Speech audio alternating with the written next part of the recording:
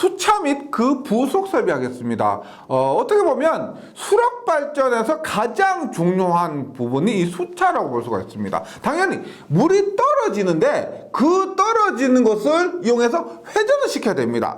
그 회전을 시키고 나서 발전기에 연결을 해줘야 되는 부분입니다. 그래서 이것이 우리가 위치 에너지를 운동 에너지로 변환시켜주는 그 가장 중요한 부분이 이 수차라고 볼 수가 있는데, 우리 수차는 보통 낙차에 따라서, 낙차 뭐다? 높이죠. 높이에 따라서 고낙차 혹은 뭐 중낙차 차에서는 우리가 충동수차라고 합니다. 충동수차.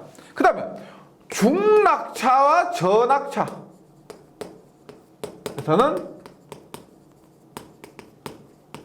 반동수차라고 합니다. 말 그대로 충동력을 이용했느냐 반동력을 이용했느냐라고 하는데, 뭐 중낙차의 기준이 애매하기 때문에 보통 고낙차나 중낙차에서 충동수차, 그 다음에 중낙차나 저낙차에서는 반동수차, 이렇게 얘기를 합니다. 만약에 보세요. 출력 P는 9.8 QH에서 낙차가 높다면 똑같은 출력을 얻기 위해서 유량은 작아도 되겠죠. 즉 우리가 만약에 구조상으로 높은 낙차를 얻을 수가 있다면 유량은 좀 작아도 될 겁니다. 하지만 낙차가 작다면 유량이 커야 될 거예요. 근데 우리나라는 외국에 비해서는 그 지대가 그렇게 높지가 않죠. 그래서 보통 우리나라는 이런 반동수차가 사용되고요. 외국 같은 경우는 높이를 높게 할 수 있다면은 이렇게 충동수차를 사용할 수가 있다는 거죠. 봅니다.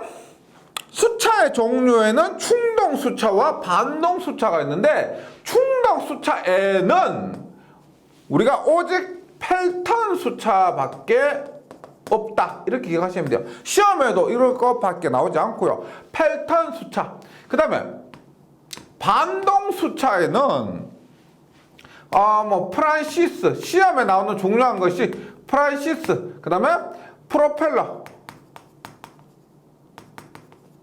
그 다음에 카플라, 뭐 이런 수차들이 사용이 됩니다. 그 다음에 뭐 특이하게 뭐 튜플러 이런 수차도 되지만은, 기타 만약에 다른 수차가 나온다면은 그런 부분은 문제를 통해서 숙제를 해주시고요. 우리가 이런 부분 있죠. 예를 들어서 대학교에서 발전공학을 배운다고 하면 수력 발전만 한 학기 동안 배울 만큼 그런 양이 엄청납니다. 그래서 우리가 뭐 시험, 자격증 시험 공부 특성상 깊이 있게 공부할 수는 없고요. 좀 구체적으로 알고 싶다라고 생각하시면 좀 검색 사이트에서 검색해 보시면 어렵지 않게 찾을 수 있을 겁니다.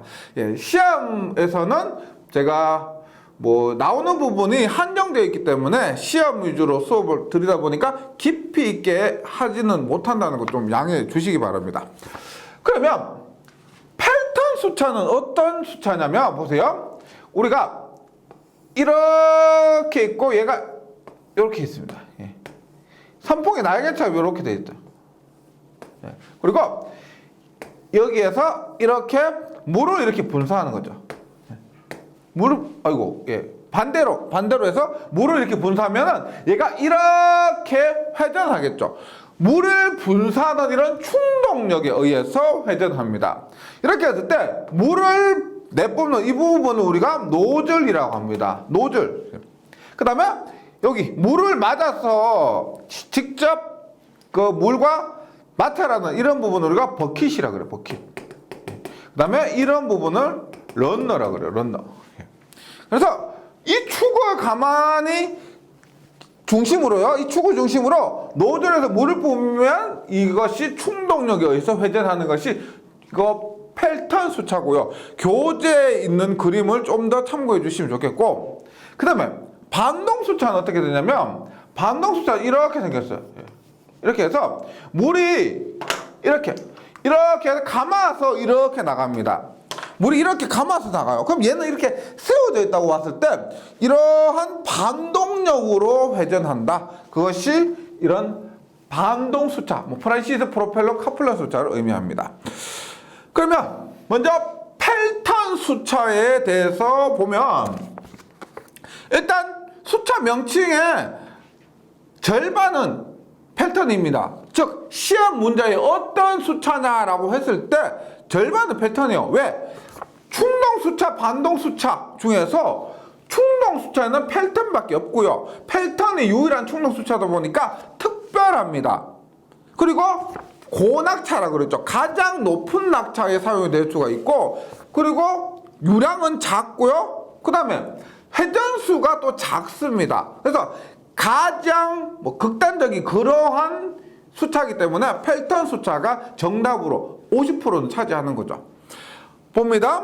특징은 유일한 충동 수차로서 노즐의 분사물이 다시 이걸 보면 노즐의 분사물이 이거 버킷의 충돌하는 충동력으로 런너를 회전시키는 구조고요. 얘는 중낙차 및 고낙차에 적당합니다.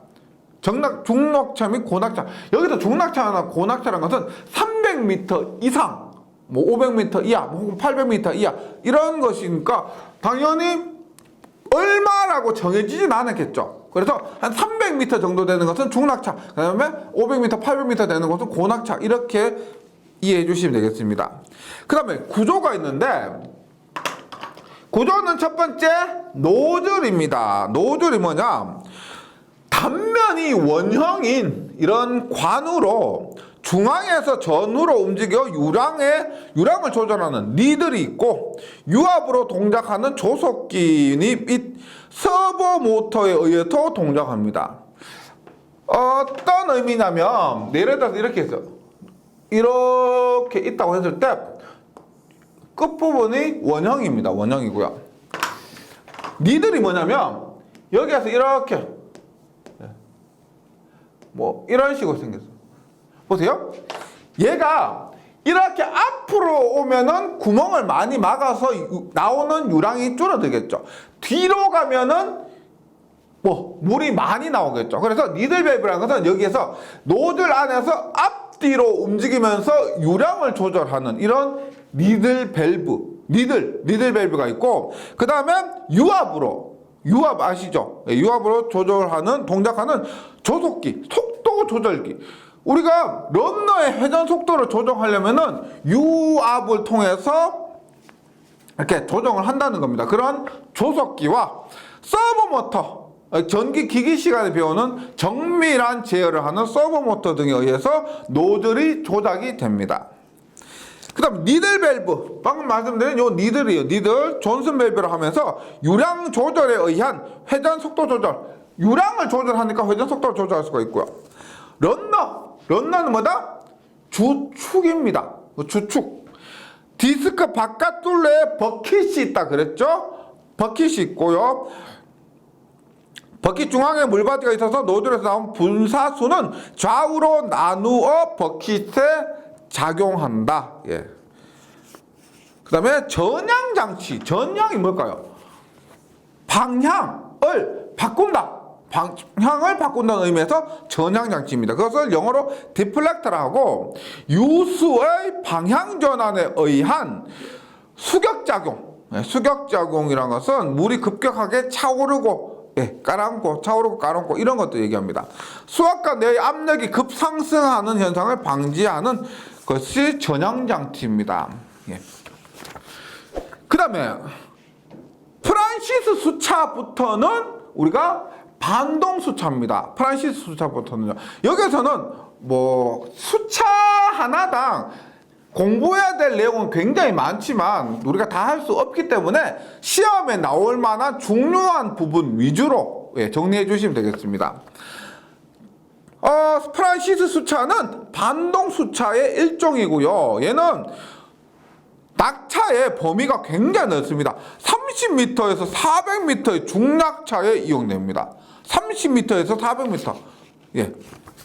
그래서 적용할 수 있는 낙차 범위가 가장 넓고, 그럼 구조가 있는데 우리가 충동 수차와 비슷한 점도 있고 다른 점도 있습니다. 첫 번째 런너는 충동 수차에도 있었죠. 반동 수차에서도 우리가 회전하는 축, 그것을 런너라고 보시면 되고요. 볼트나 용접 등으로 주축에 연결된 것으로 반환개비 모양으로 약간 경사지게 부착되어 물의 유입에 따라 일정 방향으로 회전합니다. 앞 페이지에 반동수차 그림 있죠? 요거 참고해 주시면 되겠습니다. 그 다음에 케이싱, 우리 케이스 덮는 거를 케이싱이라 그러죠. 예, 케이싱은 뭐냐면 물방울이 런너로 들어가는 것을 방지하기 위한 커버를 얘기하고요. 안내날개는 뭐냐면 우리가 충동 수차, 펠턴 수차에서 니들 밸브 있죠. 펠턴 수차에서 니들 밸브 뭐요? 유량 조절하는 거. 그것이 안내 날개와 동일합니다. 그래서 펠턴 수차에서 니들 밸브, 그 다음에 반동 수차에서는 안내 날개. 그래서 런너의 바깥 둘레의 스피드링에 연결돼서 유수에 적당한 방향을 주어 필요한 유량을 런너에 공급하는 역할입니다. 그래서 필요한 유량을 런너에 공급하는 역할이기 때문에 우리가 펠턴 수차에서의 니들 밸브와 똑같이 보시면 되고요. 그 다음에 카플란 수차입니다. 카플란 수차는 낙차가 30m 이하에서 사용돼요. 그만큼 낙차가 뚝 떨어집니다. 보세요. 다만 카플란 수차는 어떤 부하에서도 고효율로 운전 가능하고 유량에 따라 이에 맞는 경사각을 얻을 수가 있고 30m 이하에서 주로 사용되었고 30m 이상은 보통 주로 프란시스, 앞에 대했던 프란시스를 사용했으나 최근에는 70m까지 낙차에도 사용될 수가 있습니다. 그렇게 했을 때 프란시스 수차와 비교를 하면은 일단 우리가 이런 거 보시면 돼요. 펠프카. 예. 뭐요? 펠턴 프란시스 카플란입니다. 속도는 예. 회전 속도 낙차보다 할게요. 예. 낙차는 펠턴 프란시스 카플란 이런 순서고요. 그 다음에 회전 속도는 반대로 됩니다. 반대로. 카플란이 가장 빨라요. 그래서 요거 지금 기억해 주시면 좀 유용합니다. 문제에서 다음 중 낙차가 가장 큰 것은, 다음 중 속도가 가장 큰 것은 이런 식으로 나와요.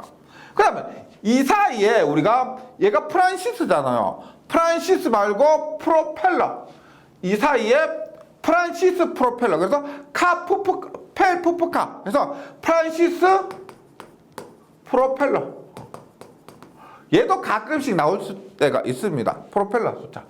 그래서 교재로 다시 와서요. 프란시스 수차와 비교하면은 고속에서 사용이 가능하기 때문에 발전기의 가격이 싸고 효율이 좋으며 소형으로 되어 있기 때문에 발전소 건물비가 적습니다. 사용 유량과 낙차 변동에 대해 날개각을 바꾸면서 고효율을 유지 가능하다. 네, 요거 꼭 기억을 좀 해주시고요. 그 다음에 프로펠러 수차는 뭐 펠프카만큼 자주 출제되지 않습니다. 프로펠러는 프란시스와 카플란 사이의 특징을 갖죠. 그래서 경우에 따라 날개 수를 늘리기도 하고 날개를 높이거나 낮춰 효율을 좋게 하는데 40m 이하의 전악차용으로 사용됩니다. 우리가 카플란이 보통 30m 이하에서 주로 사용됐기 때문에 프로펠러는 40m 이하. 예, 낙차가 잘 나옵니다. 그 다음에 특별하게 조력 발전용으로 튜플러 수차, 조력 발전용으로 튜플러 수차 이런 것도 있고요. 그러면 수차의 특성을 나타내는 수치 중에서 특유 속도라고 있습니다. 특유 속도. 특유 속도. 우리가 보세요. 어떤 수차는 높고 어떤 수차는 낮고 어떤 수차는 유량이 많고 어떤 수차는 유량이 적습니다. 그럼 직접적인 비교가 안 되죠. 그래서 특유 속도는 뭐라고 하냐면 실제 수차와 기하학적으로 비례하는 수차를 낙차 1m, 그러니까 펠턴이든 튜플러든 뭐 카플란이든 프로펠러든 전부 낙차 1m에서 물을 내려보내서 전력 1kW를 얻는데 필요한 회전수를 우리가 특유 속도라고 합니다. 원래 이 특유 속도 구하는 공식도 있는데 그 공식의 유도 과정도 있는데 그 과정까지는 생략하고요. 특유 속도 NS는 네. NS는 요게 좀 그 공식으로 물을 때도 있고 계산으로 물을 때도 있습니다. 꼭 좀 기억해 주시기 바라요. NPH입니다. NPH는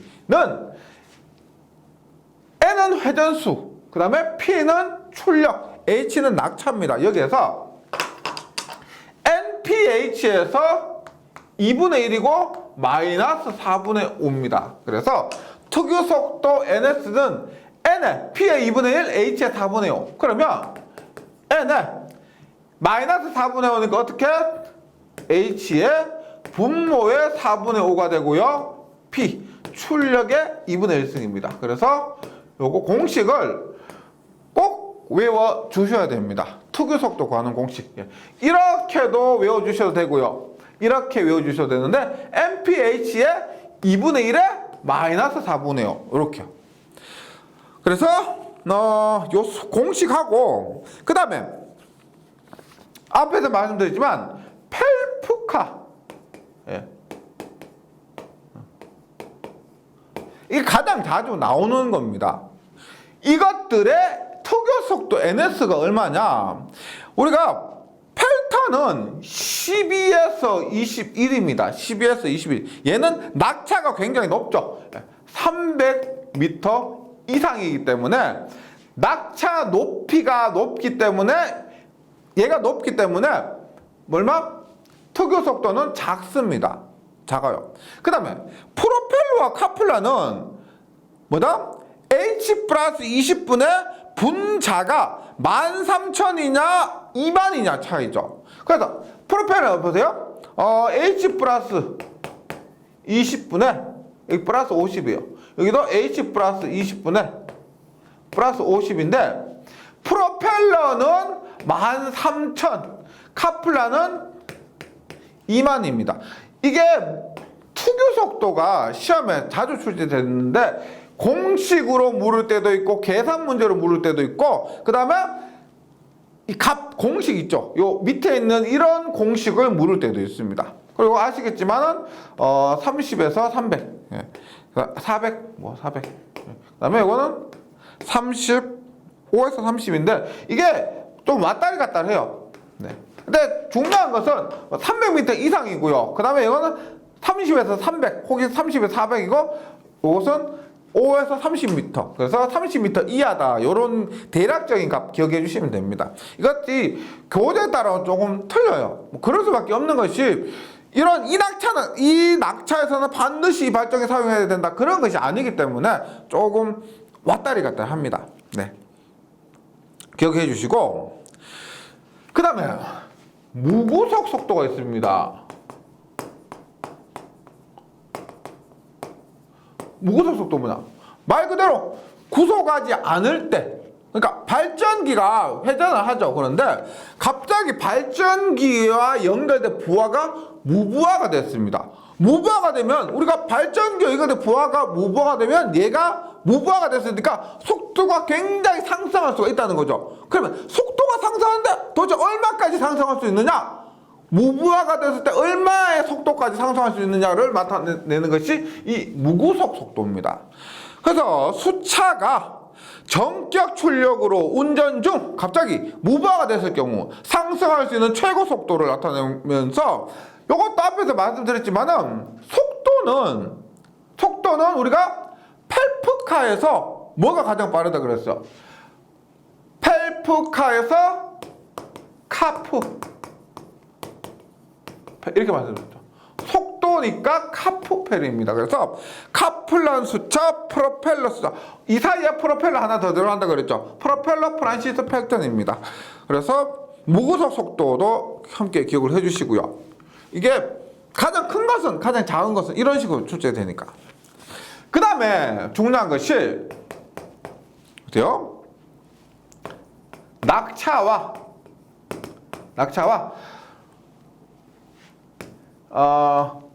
출력, 유랑, 낙차와 출력, 유랑, 그 다음 회전수 관계입니다. 수력발전에서 우리가 계산 문제로 자주 출제됩니다. 뭐 가장 많이 출제되는 것은 출력 P는 9.8 QH2타. 그래서 수력발전소의 출력 전력을 묻는 것이 가장 출제 많이 되는데, 그것만큼 자주 출제되는 것이 낙차와 출력, 낙차는 H죠.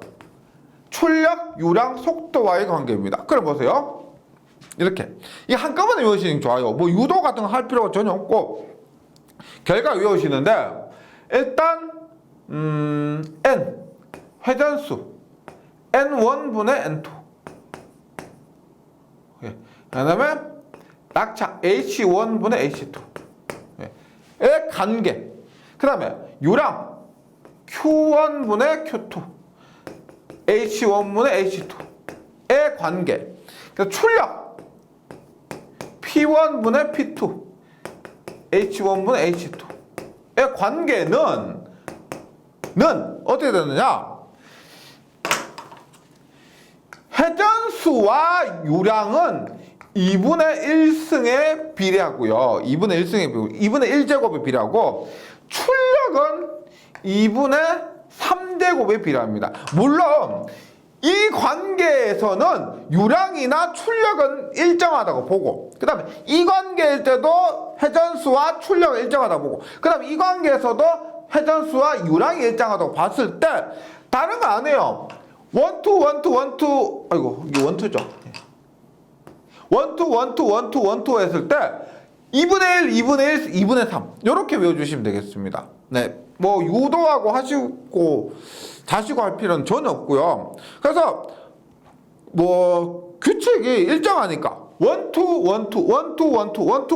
하고 2분의 1, 2분의 1, 3분의 2분의 3 이렇게 해주시면 되죠. 네, 그래서 요 공식도 외워주시고요. 그 다음에 수력발전 기타 설비입니다. 마지막이죠. 수력발전의 기타 설비를 보는데, 먼저 입구 밸브입니다. 입구 밸브. 우리가 그냥 일반적으로 뭐 물이 내려오는 파이프에서도 물 차단하고 싶으면 밸브 잠가라라고 하죠. 입구에서 물 밸브 잠근다 이렇게 보시면 돼요. 수차의 내부 점검 및 사고 발생 시 수차에 유입하는 유량을 차단하기 위한 설비로서 입구 밸브가 있고, 나비형, 슬루스, 회전, 존슨, 충로 이런 종류가 있습니다. 그 다음 중요한 것이 조속기입니다. 조속기. 우리가 수차를 뭐 빨리 돌리고 천천히 돌리고 할 때 유량을 조절해야 되겠죠. 유량을 조절해서 속도를 조절하는 것이 이 조속기입니다. 굉장히 중요한 것인데, 봅니다. 부하 변동에 따라 속도 변화를 감지하여 수차의 유량을 자동적으로 조절하여 수차의 회전 속도를 일정하게 유지하기 위한 장치. 어렵지 않죠? 조속기, 속도를 조절하기 위한 설비. 이렇게. 조속기의 폐쇄 시간이 짧을수록 수차의 속도 변동률은 작아집니다. 폐쇄 시간은 요 아래에 있습니다. 아래에 있고요. 조속기의 폐쇄 시간이 짧을수록 수차의 속도 변동률이 작아진다. 이 좋은 거죠. 예. 그래서 조속기의 폐쇄 시간이 짧을수록 좋고요. 그 다음에 펠턴 수차에서 조속기는 뭐다? 앞에서 말씀드렸어요. 니들 밸브. 그 다음에 충동 수차 말고 반동 수차에서는 뭐 다 포함했을 때 뭐다? 안내 날개였습니다. 안내 날개고. 그 다음에 조속기의 동작 순서가 있습니다. 조속기의 동작 순서는 어떤 순서로 동작하느냐? 평배 서복입니다. 평배 서복. 평속기는 우리가 뭐 스피드라고 합니다. 뭐냐면 속도가 빠른지 느린지를 검출해야 되겠죠. 검출합니다. 그래서 평속기는 우리가 속도 변화를 검출하는 부분이라고 보시면 돼요. 평속기. 그 다음에 동작 순서가 뭐냐면 배압 밸브입니다. 유압 통로를 바꾸는 장치가 배압 밸브. 서브 모터 아시죠? 방금 했지만 니들 밸브, 그 다음에 안내 날개 등을 정밀하게 조정하는 것이 이 서브 모터고요. 복원기구는 말 그대로 원래대로 복원하는 그런 겁니다. 그랬을 때 스피더를 평속기라고 보시면 돼요. 는 수차의 회전수 변동을 검출하는 것. 그 다음에 배압 밸브를 조작해서 유압의 통로를 바꾸는 장치. 서버 모터, 오일 피스톤으로 배압 밸브에 의해 조작되며 큰 힘을 갖는 안내 날개 또는 니들 밸브로 하여금 개폐하는 것. 그 다음에 복원기구는 뭐 마지막에 어차피 마지막에 진동을 방지하고 빠른 시일 내에 안전 상태로 되돌아오게 하는 복원 설비를 얘기합니다. 그래서 시험에 조석기 동작 순서에서 평배 서복 해서 나온 적이 있습니다. 그 다음에 조석기의 부동시간과 폐쇄시간입니다. 부동시간은 말 그대로 동작하지 않는 시간. 보세요. 부하의 변동이 생겨서 서버 모드 피스톤이 움직이기 시작할 때까지의 시간. 부하 변동이 생겼죠. 그래서 부하 변동이 생기면 빨리 움직여줘야 되는데 그러지 않고 서버 모드 피스톤이 움직이기 시작할 때까지, 시작할 때까지의 시간을 얘기하고요. 당연히 부동시간이니까 동작하지 않는 시간은 짧을수록 좋죠. 그래서 0.2에서 0.5초 정도. 폐쇄 시간은 안내나기 또는 니들벨브가 동작하기 시작해서 전폐될 때까지의 필요 시간이며 이것이 2에서 5초입니다. 그래서 위에 있었죠. 이 폐쇄 시간이 짧을수록 빨리 닫힐수록 좋은 겁니다. 빨리 닫힐수록 속도 변동률이 작아지고요. 그 다음에 흡출관이 있습니다. 흡출관은 시험에 굉장히 자주 나오는데 이것은 충동 수차에는 없고 반동 수차에만 있는 겁니다. 그래서 충동 수차인 펠턴 수차에는 이 흡출관이 없고요. 결론적으로 얘는 뭐냐면 낙차를 높이기 위한 설비입니다. 우리가 반동 수차는 낙차가 낮죠. 그래서 그 낙차를 조금이라도 높이기 위해서 구조적으로 만든 설비가 이 흡출관이에요. 흡출관. 그래서 반동 수차에 러너 축 있죠? 그 부분에 출구로부터 방수로 뭐요? 물이 회전하고 나서 이렇게 빠지는 그 부분까지죠. 의 접속관으로 러너 방수면과의 사이에 낙차를 유효하게 이용하는 것이 목적이고요. 즉 낙차를 늘리기 위해서 유효하게 이용한다. 낙차를 늘리기 위해서 이용한다. 펠턴 수차에는 없습니다. 그 다음에 제압 장치로서 부하의 급변에 따른 수압관의 수압 상승을 억제하기 위한 조속기와 연동해서 사용됩니다. 수압 상승을 억제하기 위해서 수압 상승을 제압한다. 이런 의미에서 제압 장치가 돼요. 그 다음 수차의 마모와 진동입니다. 우리가 수차가 이렇게 보면 물이죠. 물. 수차는 물과 직접적으로 접속합니다. 그러다 보니까 우리가 물을 계속 이렇게 접하고 있다 보면은 녹이 씁니다. 부식이 되죠. 그런 부식, 그 다음에 부하에 따른 진동, 이런 것이 수차에서 문제가 될 수가 있습니다. 그랬을 때 수차의 마모와 진동을 보는데 수차에 생기는 고장으로는 첫 번째 캐비테이션에 의한 부식입니다. 요거 바로 밑에 공동현상 캐비테이션이라고 있죠. 여기서 다시 설명드리고 캐비테이션 현상에 의한 부식, 그 다음에 토사, 점토 등이 혼입되어 있기 때문에 생기는 침식.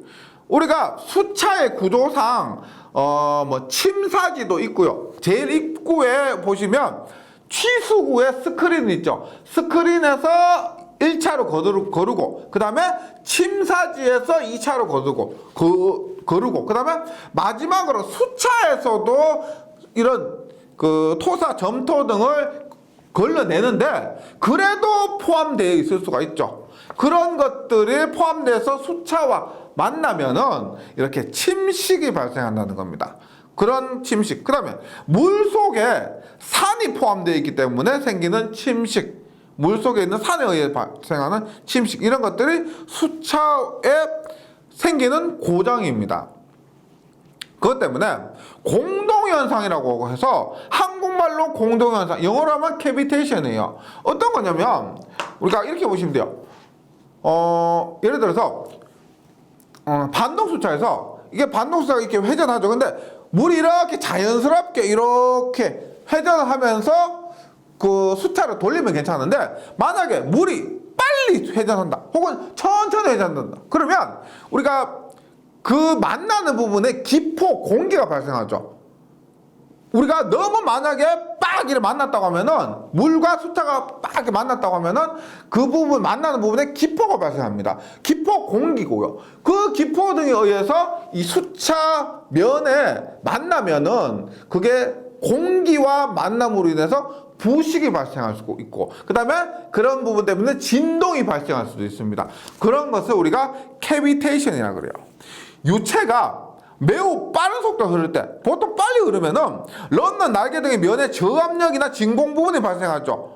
예, 뭐 공기방울이 발생하는 이런 현상이에요. 그래서 영향으로는 제일 큰 것이 수차의 금속 부분이 부식된다는 겁니다.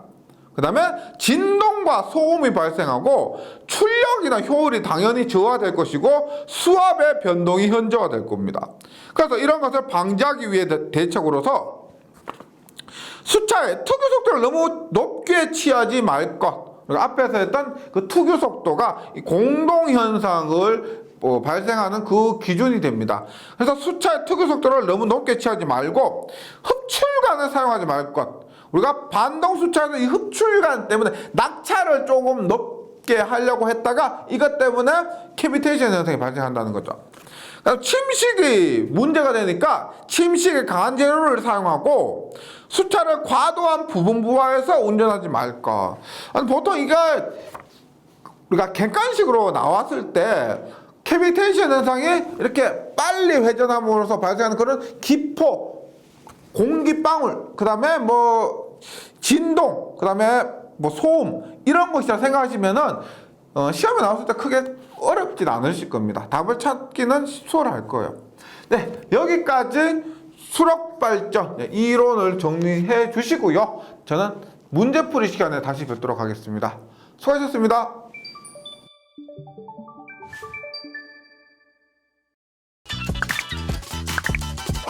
전기에 강해요 전기 자격증 다산 에듀